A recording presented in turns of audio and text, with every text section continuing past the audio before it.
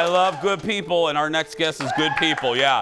A few months ago, he brought the house down, almost literally, during the auditions on America's Got Talent on NBC. Wyn Starks shared the story of losing his twin brother, who was the inspiration for his original song, Who I Am. Look at this. It's always been there, it just took me a minute to find it. If I were to be anybody else, I'd just be hiding who I am, who I am. It's always been there, it just took me a minute to find it, who I am.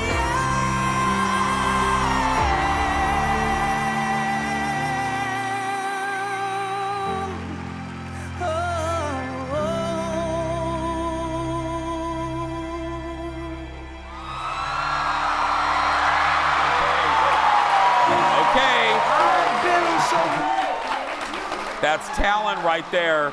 Well, that is a gift. That performance earned him a standing ovation. Seriously, they should be jumping up from their seats and from the audience, and helped him advance to the semifinals of the show. Welcome to our show, Wyn Starks, everyone. Hi. Good to see you. I saw you. I hope you don't mind. I watched you watching that clip, and even though you performed it, and I'm sure you've seen it, you got emotional again. Yeah. Is it? Because you know what I was going to ask you first, Wyn? I was going to ask you what it's like to perform such a personal song, but I can tell right now. Yeah. Yeah, it meant everything to me, you know, being able to honor my brother on a platform like that too, and every time I see it, I just see him, you know, in a special moment. Because I actually wrote the song before he passed, but it's one of his favorite songs.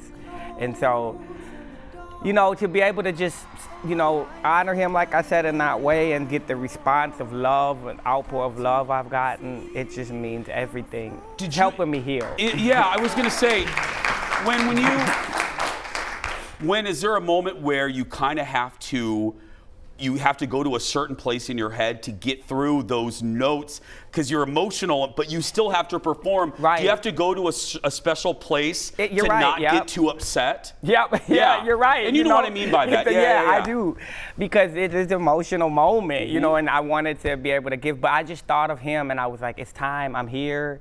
And, you know, there was normally, you know, for something big, you know, I would, you know, I have, in the past I've had stage fright, you know, but in that moment I didn't. There was no fear. It was just pure. He was with you. He was with me. He was with you. I could feel him all around me, Yeah, I really believe that. I really believe. Thank you, Jason.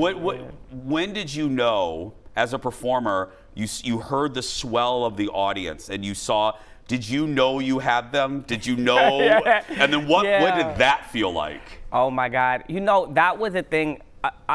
Everything the judges said was incredible, but really it was the people out there that really, I actually thought that some of my family was in the audience that maybe surprised me because they were going so hard, and I just loved it. That's love. That's love coming at you at 65 miles an hour. Yeah, it's true. Yeah, it's true. So did I get this right? The producers were saying that you turned to music during the pandemic, is that right? Yeah, I did. You know, and a lot of this stuff happened, you know, just a lot of loss for a lot of people, you know, during the pandemic. And so music was that thing that kept my head above water. And I actually went full time into music during the pandemic because of, you know, the pandemic.